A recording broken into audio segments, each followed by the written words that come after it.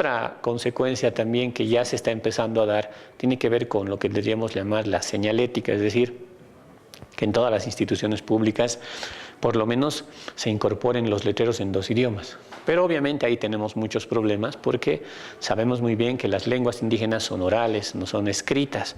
Y como son orales, la traducción o convertirlos en escritas bajo el alfabeto involucra todo un proceso que está en marcha también, ¿no? O sea, el aymara, el quechua, no solamente no está todavía estandarizado, el guaraní tiene que tener un proceso de estandarización y por lo tanto en esa construcción, en ese proceso es necesario que se camine también. Entonces en la medida que se respete esa forma como el Estado se refleja eso de interculturalidad a través de las señales, de la señalética, de poner los nombres de las oficinas en 2 idiomas, los nombres de los ministerios, de las direcciones en 2 idiomas, es una señal importante de la interculturalidad, ¿no? Un elemento que debe ser incorporado poco a poco, ¿no?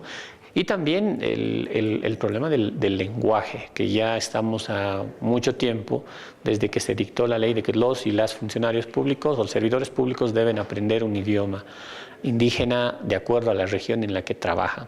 Y ese también es otro componente de la interculturalidad, ¿no? La interculturalidad se expresa en concreto en el aprendizaje justamente de ese lenguaje, el aprendizaje de otros idiomas y atender a las personas en principio en otro idioma. ¿Cuáles son los desafíos de esto que no se han dado todavía y que es necesario trabajarlos y que de alguna manera los servidores públicos tienen que participar?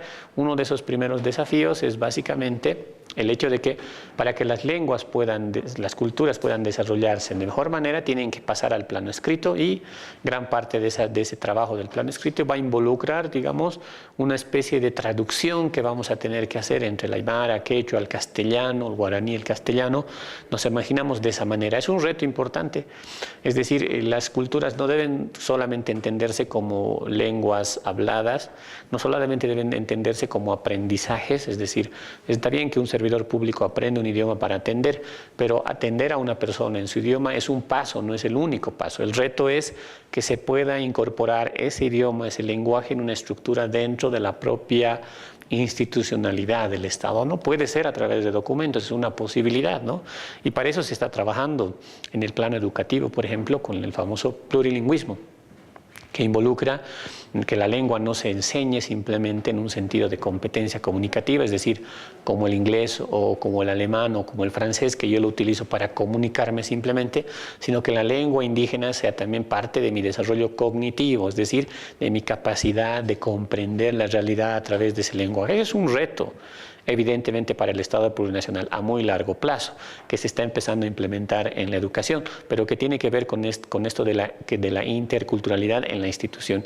¿Qué se quiere con eso? Se quiere que las lenguas indígenas no solamente se vuelvan lenguas orales o de comunicación, sino que se institucionalicen, es decir, que se normen ciertas formas en que la lengua vaya institucionalizándose a través de documentos, formas de organización, etcétera, etcétera. Es un reto, repito, reto, porque todavía está en marcha, es a largo plazo, pero es una idea de cómo vamos a entender el Estado plurinacional, ¿no? En la medida en que lo indígena no sea simplemente un complemento comunicativo o sea simplemente un componente folclórico, sino un componente institucionalizado, incluso en la lengua, vamos a entrar al proceso de construcción de un Estado plurinacional cada vez en el sentido de lo que definimos como intercultural.